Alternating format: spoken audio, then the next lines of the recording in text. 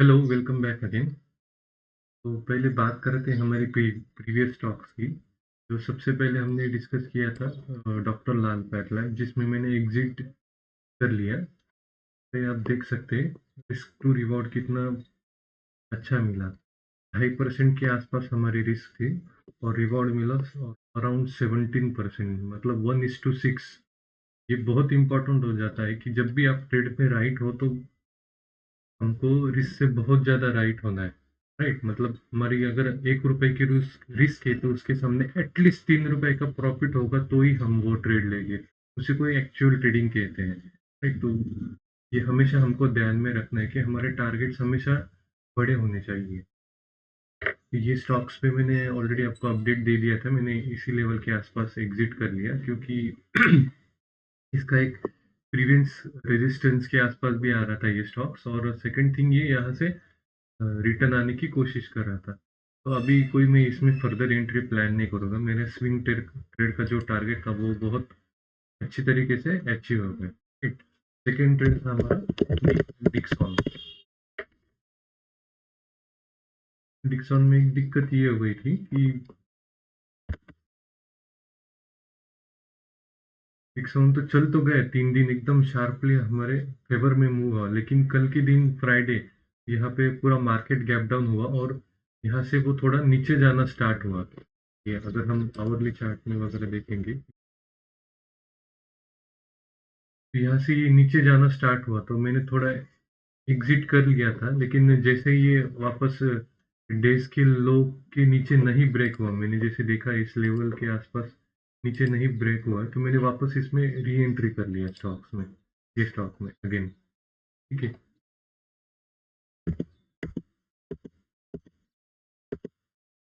तो इस स्टॉक का फर्स्ट टारगेट रहेगा मेरा ये 14%, ये प्रीवियस स्विंग हाई। अभी भी मेरा रिस्क टू रिवॉर्ड बहुत अच्छे से फेवर में है, इसलिए मैंने अगेन री एंट्री किया। नहीं तो एक बार ट्रेड चलने के बाद इसमें री एंट्री नहीं करना रहता है, क्योंकि अगर जब तक रिस्क रिवॉर्ड अपने फेवर में है तब तक ही हम एंट्री लेंगे, उसके बाद नहीं लेंगे। राइट, ये बात होगी अभी दो स्टॉक्स की जहाँ पे हमने लास्ट वीक डिस्कस किया था। ठीक है, अभी आते हैं कि हमारे इम्पोर्टेंट पॉइंट पे।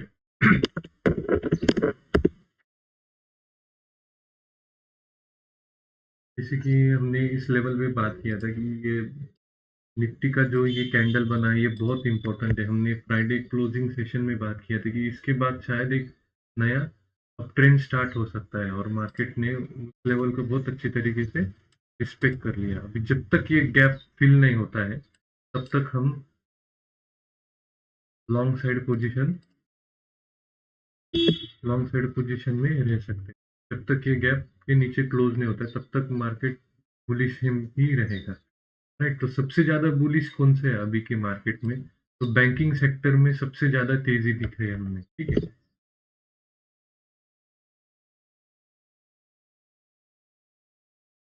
बैंक निफ्टी सबसे ज्यादा बढ़ा है, आप यहाँ पे देख सकते हो। यहाँ पे निफ्टी ने खास कुछ मूवमेंट नहीं दिखा। Bank Nifty last previous session में बहुत ज्यादा बढ़ा है। अभी तो ये रेजिस्टेंस के पास आ गया, शायद इसको थोड़ा सा नीचे आके वापस ऊपर जाने की कोशिश करें। तो आने वाली वीक में हम स्टॉक्स देख लेते हैं जिसमें मैंने ऑलरेडी एक पोजीशन बनाई है, कोटक महिंद्रा बैंक। अब इसका हम थोड़ा अगर डिटेल एनालिसिस करें तो देख सकते हैं ये जो पूरा पीरियड है मार्च से लेके जून तक, इसमें स्टॉक्स ने हायर हाई हायर लोज बनाए। तो थोड़ा सा ये स्टॉक की डायरेक्शन देख सकते हैं कि धीरे धीरे धीरे धीरे ये ऊपर जाने की कोशिश कर रहा है, और उसी के साथ आप ग्रीन वॉल्यूम्स नीचे देख सकते हैं।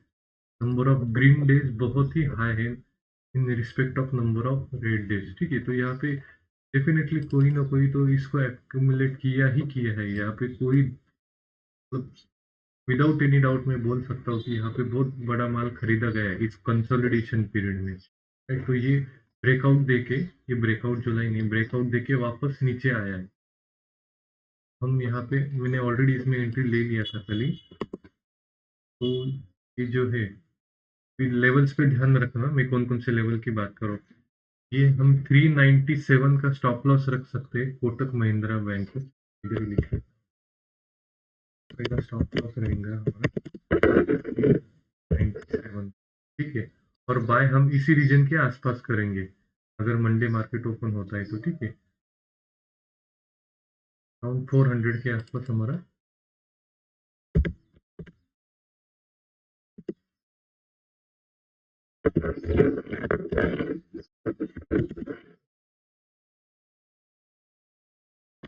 ये भी हमारा स्विंग ट्रेड रहेगा, इसलिए जरूरी नहीं है 400 के थोड़ा ऊपर जाए या नीचे जाए हम एग्जैक्ट 400 पे बाय करेंगे। ये स्विंग ट्रेड है, हम कोई इंट्राडे वगैरह नहीं करते कि तुरंत जाके बाय करो। हम मंडे मार्केट ओपनिंग होने के बाद बाय कर सकते हैं। याद रखना स्टॉप लॉस इसके नीचे होना चाहिए, क्योंकि ब्रेकआउट देके वापस ये नीचे आ रहा है। बहुत हाई चांसेस है यहाँ से वापस ये ऊपर जाए।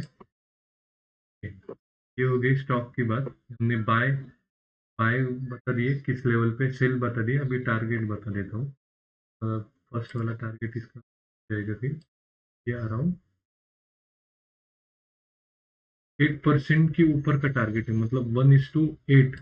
बहुत ही अच्छा रिस्क रिवॉर्ड। इतना हाई रिस्क रिवॉर्ड के ट्रेड ही हम प्लान करते हैं, क्योंकि अगर हम गलत होते 10 में से 5 बार भी गलत होते, 50-50% प्रोबेबिलिटी भी लिए, तो जो 5 बार हम सही होंगे उसमें बहुत बड़ा प्रॉफिट बनाना है हमको, राइट। हमको प्रोबेबिलिटी पे ज्यादा ध्यान नहीं देना है, सबसे ज्यादा ध्यान देना है रिस्क रिवॉर्ड पे। मैं पर्सनली रिस्क रिवॉर्ड पे ज्यादा ध्यान देता, राइट। तो 430 के आसपास का हमारा टारगेट है, यदि लिख देता हूँ।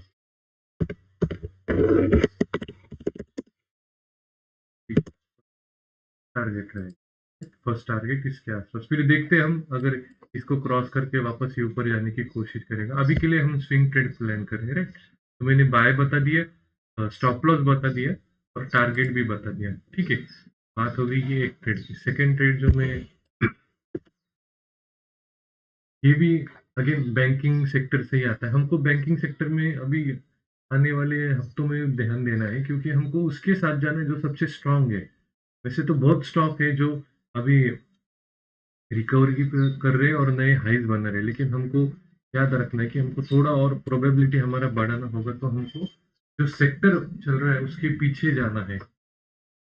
तो हम देख सकते हैं जैसे कि सेम डिक्स वन जैसे इसमें लॉजिक यूज कर सकते हैं हम कि एक लॉन्ग कंसोलिडेशन के बाद यहाँ पे इसमें ब्रेकआउट दिया है। ब्रेकआउट देने के बाद ये वापस रिटेस्ट करने आ रहा है। इसको सीआईपी भी बोल सकते हैं, चेंजिंग पोलैरिटी। ये मेरा one of the best setup है। तो मैं जब यहाँ पे डेफिनेटली एंट्री प्लान करूंगा, इसी का ही अराउंड 76-75 का अराउंड हम प्लान करेंगे इसका एंट्री। लिख देता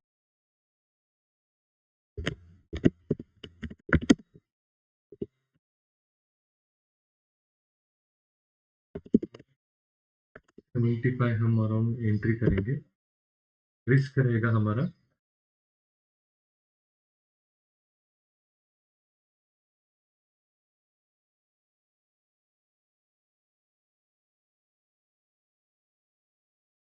73.55 का हमारा एसएल रहेगा।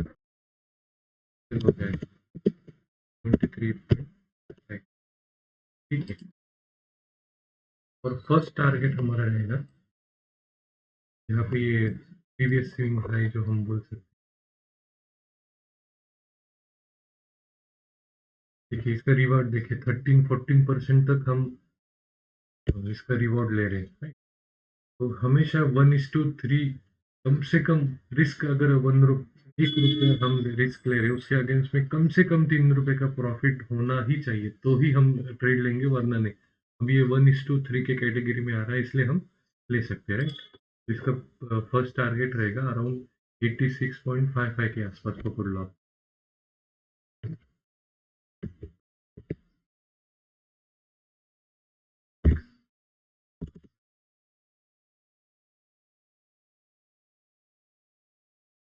लेवल्स मार्क कर लो, सेव कर लो। इसके बाद शायद ये वापस ऊपर जाके वापस नीचे आके फिर अगला टारगेट भी हिट कर सकते हो। वो आने वाले सेशन में हम बात करेंगे। अभी के लिए ये टारगेट प्लान कर सकते हो। इस स्विंग ट्रेड के लिए देने हम, ठीक है, कुछ दिनों के लिए, कुछ हफ्तों के लिए।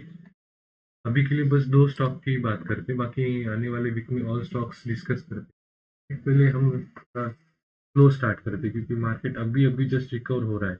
देखते हैं मंडे मार्केट की ओपनिंग क्या होती है क्या नहीं, नेगेटिव है पॉजिटिव है। नेगेटिव है तो भी हम प्लान करेंगे इस स्टॉक में एंटर करने के लिए, राइट? जितना नीचे आएगा उतना हमारा रिस्क कम होते जाएगा, आप देख सकते हैं।